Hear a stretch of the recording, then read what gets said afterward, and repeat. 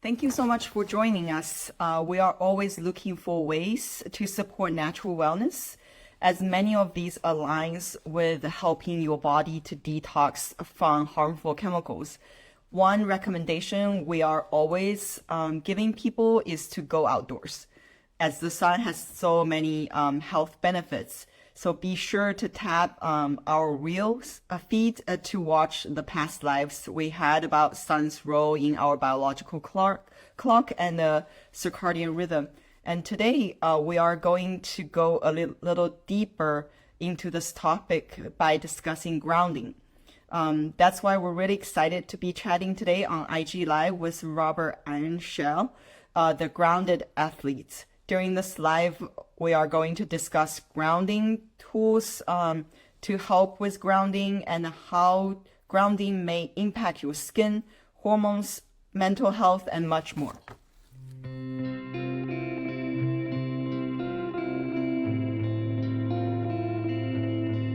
Hi. Thank you so much for taking the time to join us today. Absolutely. For sure. This is the topic I'm like super interested in learning. So I'm so glad I get to learn from you today. Yeah, I'm always excited to talk about grounding with people, so it'll be fun. Tell us a little bit about yourself and how you became the grounded athlete. Yeah, so I was in college at the time. I was running track. This was in my last year of school when I was in graduate school. But I essentially what was going on is I was looking for different modalities to improve my recovery, improve my performance. And one day I was driving home from practice and I overheard this. I was listening to this podcast with this guy named Clint Ober. So a lot of people that are familiar with grounding, they'll be familiar with Clint Ober. He's kind of considered a pioneer in this whole world of grounding. And so initially I was very skeptical. Came from more of a physics background, so I was just it just kind of seemed too good to be true. Go be barefoot on the earth, and all of these things are gonna happen. So, but it was intriguing. So I was like, I'm gonna try it. I'm gonna try it for a few weeks. I'll start implementing it. So I started sleeping grounded. I started grounding in between my reps after my workouts, and I noticed some pretty significant changes right off the bat. Overall, I felt more energetic. My workouts were going a lot better. I felt a lot less fatigued in my workouts. I was recovering much better. I was sleeping much better. So I was like, okay, there's definitely something here. And then after that, I found out, how many other cool things are happening in the body beyond that recovery and that performance side of things. And so from there, I was just kind of hooked. Is that why you named yourself grounded Yeah. athlete? Yeah, I mean it's not meant to be it's kind of I didn't mean it to be just me because I think everybody's innately an athlete if it's nurtured. And most people just don't nurture it anymore, so we kind of lose that ability over time. So I didn't mean it to just be exclusive to me, but that did play into the reason, I named it that. So I also really like not only like grounded like the benefit from grounding, but the grounded is also like a down to earth. It has like the next level of yeah. meaning. So Yeah. it's really nice. So like for people who don't know, like what is grounding exactly? Yeah, so grounding is electrical connection to the surface of the earth. In a sentence, that's what it is. It's all about electrical connection to the earth. That can be done outside in direct contact with conductive materials, surfaces, concrete, soil, grass. It can also be done inside because there are materials that allow you to essentially connect to that surface charge outside of your home or building. So, yeah, all about electrical connection to the surface of the earth. That is what grounding is. So what happens when you are grounding? So like you have these electrolytes going, like Yeah. So, this way. the electrical potential of your body equalizes with the potential of the earth. And so that is the natural electrical state of your body. It's its default state. It's kind of our factory setting, if you will. And it's when we deviate from that default state that messes with our body's what I like to call electrical homeostasis. You know, when you hear about homeostasis, you don't really hear about the electrical side of things. But we've evolved to be in constant contact with the surface of the earth to maintain that electrical homeostasis. So when we're not maintaining that, that's when problems can arise. I mean, is an unplanned question, but I'm kind of wondering, like, when you're not in that electronic, like, homeostasis, what can happen? Like, how would you feel? Because a lot of people might not feel like the impact right away. Mhm. Like, we tell this people all the time because we're really trying to promote people to like reduce their environmental exposures. But if you reduce your exposure today, you don't really feel any different tomorrow. Yeah. But down the line, many years later, you will notice the difference, or you could have helped you yourself prevent a disease. So I'm kind of wondering whether this electronic homeostasis is it kind of operating similar way. It's just harder for people to grasp Yeah. what happens.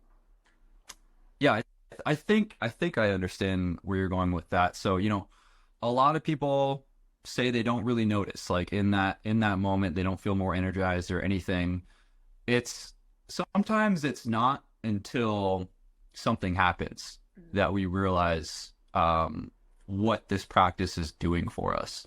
And so there's this term in this whole world of grounding, and I've talked about it in the past, and I've wrote about it in the book, but it's called inflammatory preparedness. And so essentially when you're constantly getting that contact with the surface of the earth, you're building this inflammatory preparedness. So later on down the road, when things start to happen, when things start to arise, you have that inflammatory preparedness to fall back on. So when you're grounded, you have these free electrons infiltrating your body. This is essentially charging this battery of sorts in your body. It's called the water. I mean, I call it the water protein matrix battery, and that's a whole nother conversation. That's a big topic. But your body can essentially pull from these electron stores that are stored all throughout your body's matrix. And I know I'm kind of getting esoteric here, but there's a lot to all of this. But that contributes to your body's overall inflammatory preparedness, how saturated your body is with free electrons. And your body can utilize those free electrons for various reasons: energy production, oxidative stress reduction, excessive oxidative stress reduction. There's so many different ways that these electrons can be utilized. But going back to what you were initially saying is that it's usually not until something happens that we realize how positively this practice of grounding benefits our body, particularly when it comes to helping us recover or preventing us from getting disease. So I love this explanation, like inflammatory preparedness. We don't want our body to be inflamed, and you don't want this inflammatory process to happen. So this makes a lot of sense. Yeah. We actually have one question. Like, someone says, "Hi, I've created a post about grounding for pets, but would love to know more and learn from you."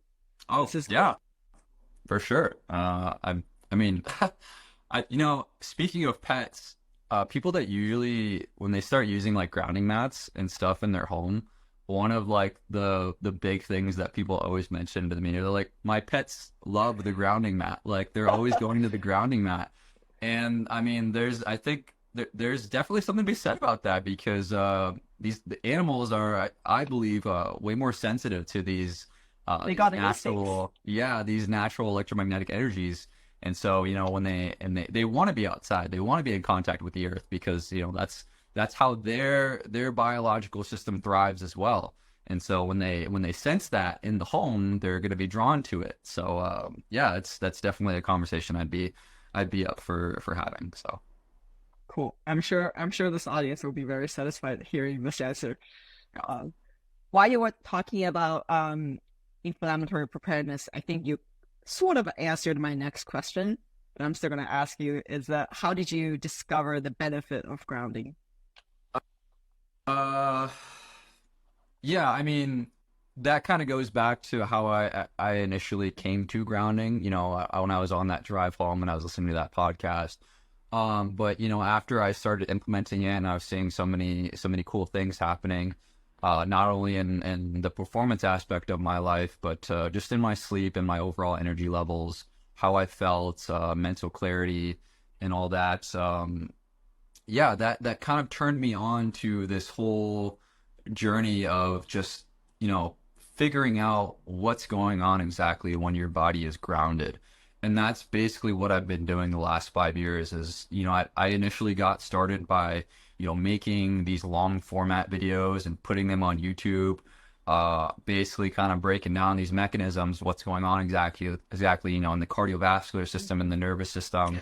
But I just became obsessed from that point on, and I've been trying to preach this message for quite some time now, and finally starting to make some headway, I think. So Well, I think we're all benefiting from your obsession. yeah, It's to now learning from you. uh, So what role does grounding play in an athlete's fitness routine?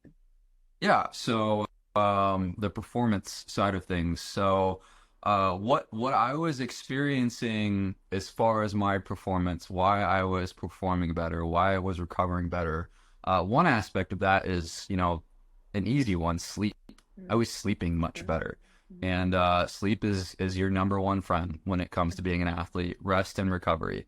Um, so grounding essentially it shifts the balance in your brain more towards a parasympathetic state, a more relaxed state. Um, it's going to regulate circadian cortisol secretions, so your body can go to sleep when it needs to. It can wake up when it needs to. There are a lot of different various things that are happening in the brain when you're grounded. But yeah, I was sleeping much better. That was influencing my recovery. On top of that, what happens to individuals that are training grounded? What's going to happen in those people is that they're going to have essentially this blunted immune response. So their body isn't going to break down as much. There's not as many inflammatory markers that are seen in their bodies. So that's and a counterpoint could be said to that. People could say that, we need that inflammation, we need that breakdown in order to get stronger, in order to adapt. But my whole theory with that is that how we train today, we train insulated, we train not connected to the earth. What that creates is an excessive inflammatory response, excessive breakdown, excessive delayed onset muscle soreness, all these different things that just aren't natural to the body. And when we train grounded, when we recover grounded, that allows us to more optimally recover and perform, and be able to come back the next day and train hard. So Now, like, it's my curiosity. I can't wait to ask this question. Is like, what do you do? Like, what did you do in your fitness routine to incorporate grounding exactly? yeah, so it's tough for me because I'm a track athlete, so I run on a track, which is a rubberized surface, so it's insulating, so it's hard for me to train grounded. So what I was doing is, I do these intervals. So like, for example, one day I'll have like 8 by 200 at a certain pace and a certain rest in between. What I would do is I would finish the rep, take off my spikes, and spend that whole time in between before the next rep grounded.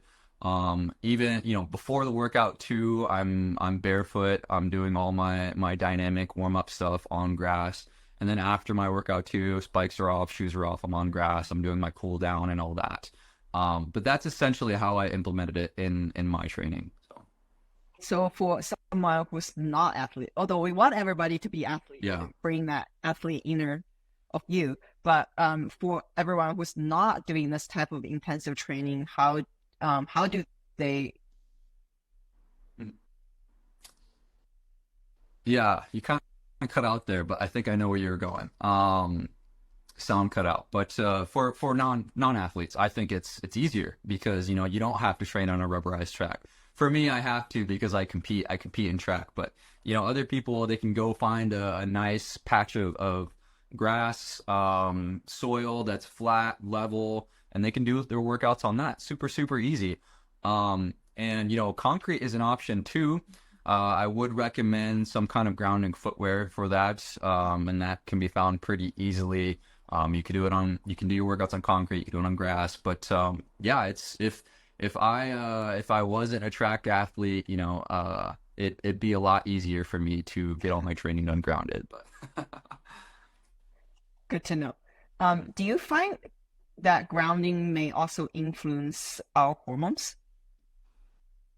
yeah, but I so grounding's been shown to influence various thyroid hormones. It's not clear exactly the mechanism. I've been looking into it for the past few years. But what grounding is essentially doing, and what it's been shown to do, is your major thyroid hormones, T3, T4, triiodothyronine, thyroxine. What happens in people that sleep grounded is free T4, thyroxine, and thyroid stimulating hormone TSH go up, and T3, triiodothyronine, goes down. So that can be interpreted various different ways. And again, this is completely speculation, but what could be happening there is that the body is utilizing energy more efficiently. And as if you influence these thyroid hormones, it's going to have a lot of downstream effects in the body. But that side of things is not as clear. That's just what's been studied and what's been published. Beyond that, I can't really say too much how it's going to be influencing other hormones. So, Well, we know that hormone is sort of a cascade and it's like a symphony. So if you influence one, obviously everything else is impacted, and then so is your sleep, your mood, and everything else, your metabolism, everything else. exactly. So the next question is, how does grounding impact your mental well-being? We know everything is connected, but how exactly Yeah. does it work? So I mean, what's the one of the number one things that people say when they're grounded is I feel much better. I feel more relaxed. I feel more at ease. And what's going on there? So in your autonomic nervous system, you've got your parasympathetic nervous system, you got your sympathetic nervous system. For people that are listening, sympathetic nervous system is your kind of your fight or flight, and your parasympathetic is your rest and digest. So it's kind of a constant tug of war in between these two systems. And so where most people tend to lie is right on that sympathetic side. Mm-hmm. So most people are kind of in that constant fight or flight. They're in that stressed response.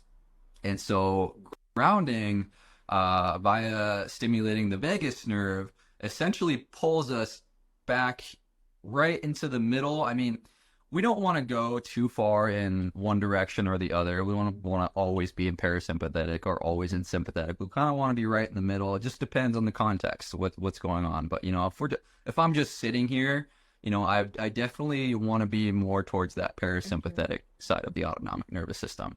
So I believe that's a large part of the reason that people feel so at ease when they're grounded. It's also regulating cortisol secretions, and that's going to play into us feeling more at ease, because a lot of us we know that cortisol is that stress hormone. It does other things, but that's kind of what it's associated with. Yeah, I think it balancing our autonomic nervous system is in large part the big reason that people feel so good, feel so at ease, and have this good state of mental well-being from grounding. What about skin health? Yeah, so a few things come to mind when I think of skin health and grounding. One is circulation. And so grounding, and that's one that people are pretty familiar with when they hear about grounding is circulation. Circulation improves. And that's due to something called zeta potential, which influences blood viscosity, and things like that. But essentially, and I have these images on my website, but what you can see in people that control versus people that are actually grounded is that the circulation in their body improves pretty significantly. It's pretty cool to look at. They use this imaging technique called laser speckle contrast, which essentially allows people to look at blood flow in real time, and particularly in the face. You can see it. They're before imaging and they're after imaging. You can see the circulation around their eyes and around their mouth. It changes significantly. It's really, really cool to look at. And that's been noted as somewhat of a beauty effect in literature, because a lot of cosmetic therapies, one of their main goals is microcirculation, improving circulation in the face. That's going to aid in healing and tissue renewal. So circulation is a big one. And influencing skin health, particularly in the face. If you want that beauty effect that comes with grounding, it's definitely a cool thing to read about and a cool thing to experience, because you can see it in some people. Their faces look a little bit more flushed when they're grounded in it. It's because grounding is essentially creating this blood thinning effect. It's really, really cool to witness. But so I'd say circulation is one aspect of improving our skin health. Another one that comes to mind is oxidative stress. So, our skin is constantly exposed to things, like ultraviolet radiation, which can create oxidative stress in the skin, pollution. All these things can create what's known as reactive oxygen species.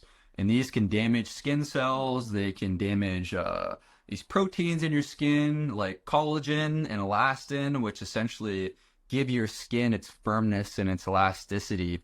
And what these reactive oxygen species can do is they can damage these proteins. They can create protein cross-linking, glycation, and that essentially makes your skin less supple. So where grounding comes into this whole situation is that, what are these reactive oxygen species looking for? They're looking for electrons. That's how antioxidants work. They donate their electrons without becoming unstable themselves.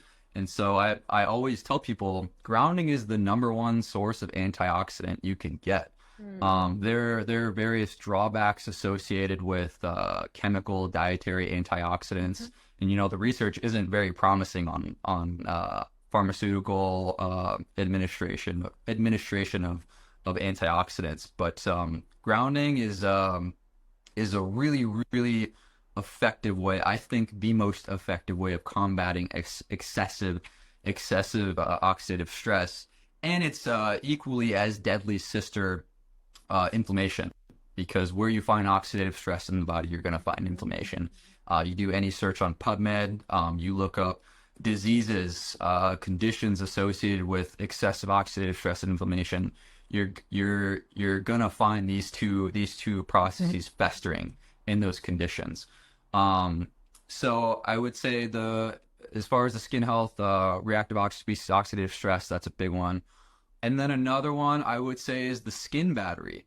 And I've written about this. I've made videos in the past. So what the skin battery is it's essentially a potential difference between the outer layer of your skin, the epidermis, and the layer below the dermis. There's a potential difference of about negative 23 millivolts. And so when that upper layer is breached, when you have a cut or something, that essentially alters the polarity of that potential difference. And so what that does is it allows these immune cells to migrate to that area for healing. And so when you're not grounded, your body isn't able to maintain that potential difference between the upper layer of the skin and the lower layer. And so your skin can't heal itself as efficiently. And so when you're insulated, you don't have these electrons infiltrating your body. They're not maintaining that skin battery. So that's a pretty crucial factor for healing. So as far as skin goes, I think those are definitely the big ones. I feel like everyone needs to start like today. If you just learn this, like start today. And also on top of that, like if you take like a supplement of antioxidant, it costs money, right? Like grounding literally like costs nothing. Like you can literally like start right now. I feel like I need to start right now. And that's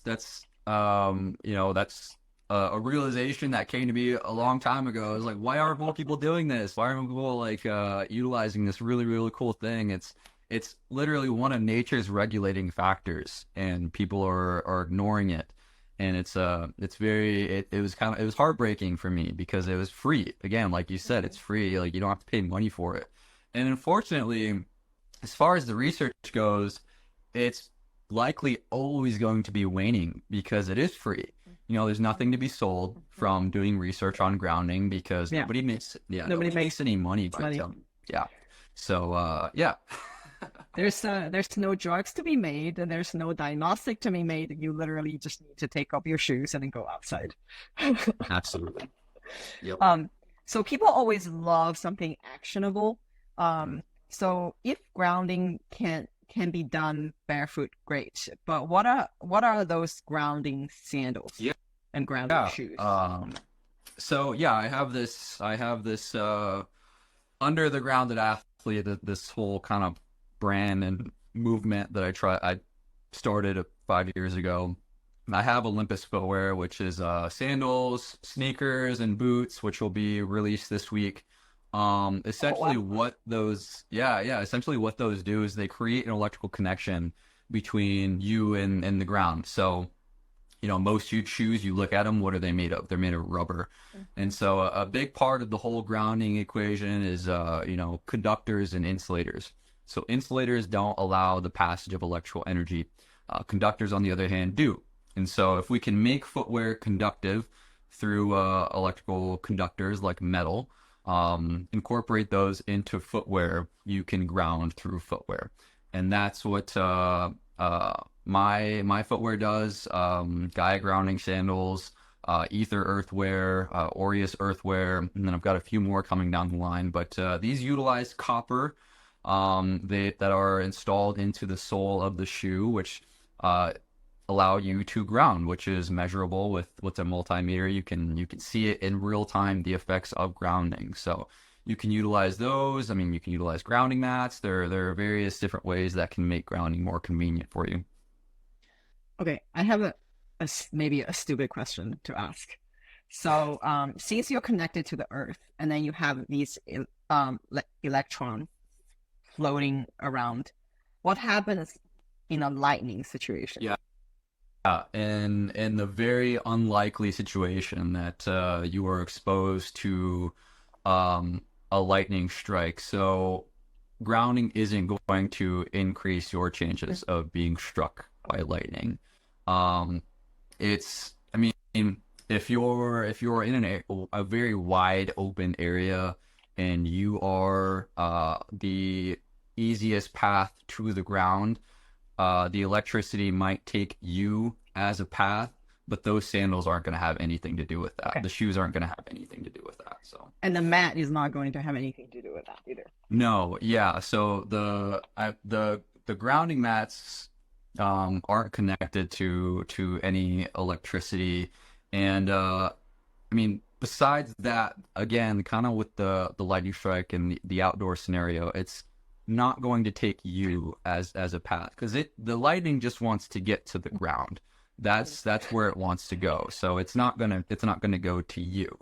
And then on top of that, if electrical hazards are your concern, particularly with grounding mats and stuff, you're not connecting yourself to any electricity. So when you plug something like that into the ground, you're essentially just connecting yourself to the ground connection, which is that bottom port of a wall outlet. You're not connecting yourself to live electricity at all. So, okay, great. we get that out of the way. And also, I guess like during a lightning situation, people should not be outside. Yeah.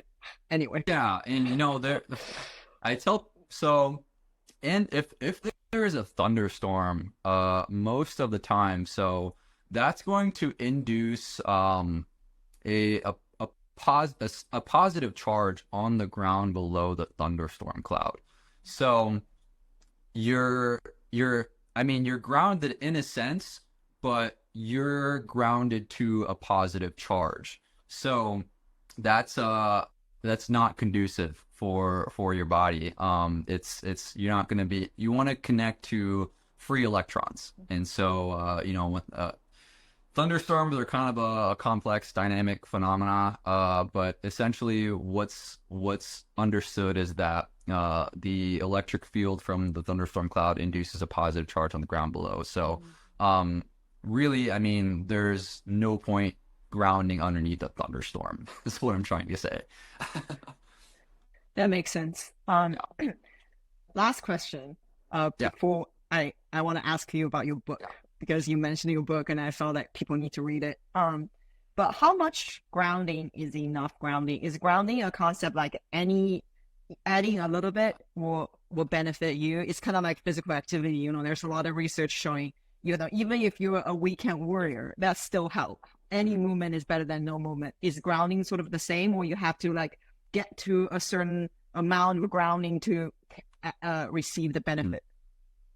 Yeah, absolute number one question I've always gotten over the last 5 years is, how much grounding do I need to do? The duration, aka how little can I get away with on a daily basis or a weekend? Again, back to what you said earlier, anything is better than nothing. You're going to get some benefit from as little barefoot time, grounding time as you can get. You're going to get some benefit. But again, you got to think of it from this perspective. Humans have evolved for most of our time here on Earth in constant contact with the surface of the Earth. And ideally, you're supposed to be grounded every day, 24/7, 365. But I still think people can see benefits just from, an hour or two a day, because again, something's better than nothing. So, and there are definitely easy ways to incorporate grounding in your life that can easily surpass 1 or 2 hours. The number one way is through sleep. You plug in a grounding mat, you stick it underneath your pillow, you sleep on it. For me, that's 9.5, 10 hours a day that I don't have to think about, that I'm grounded.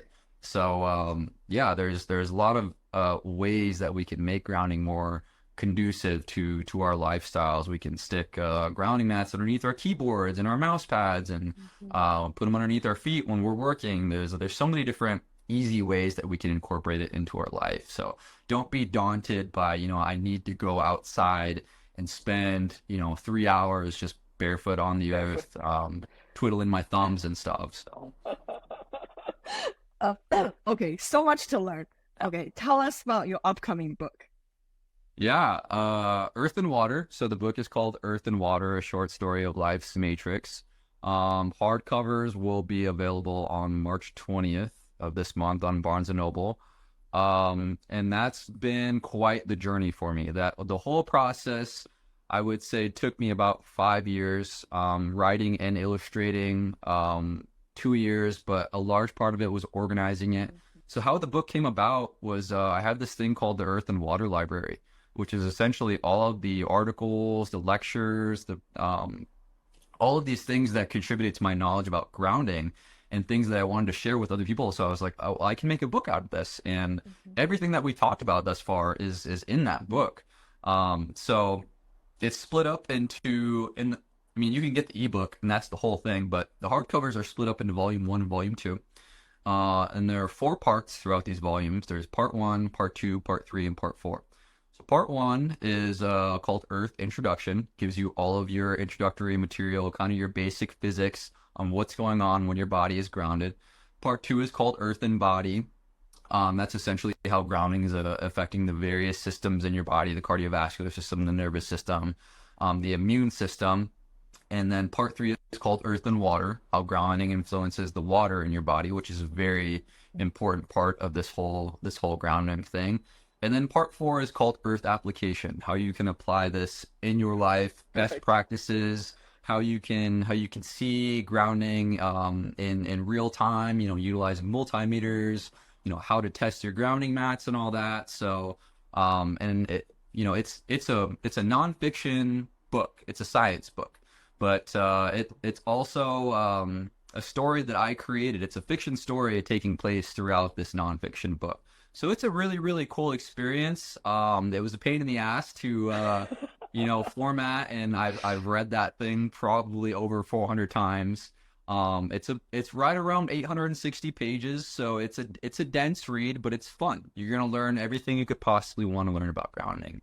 Yeah, those hard copies will be available this month. You can get the ebook now if you want to. Yeah, it's a really cool story of this whole grounding thing, and anything you could possibly want to know about this practice is going to be in there. Congrats for getting that out, and then thank you for putting it together so everyone else could benefit. And you talked about the product lines that you're launching. So Yeah. tell us a little bit more about that too. Yes. So on my website, which is in my bio, or if you Google search the Grounded Athlete, it'll be the first thing that pops up. You can get a pair of guide grounding sandals. Those are made here in house. I make all of those. I have a little help, but I make all of those. And I like it. I like making things. That's why I haven't sourced that out yet. It's a fun part of my life.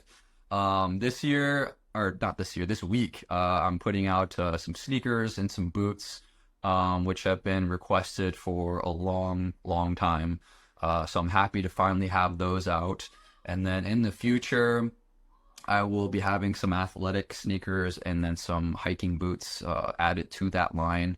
But essentially, I want to start this movement in footwear to make all footwear grounded.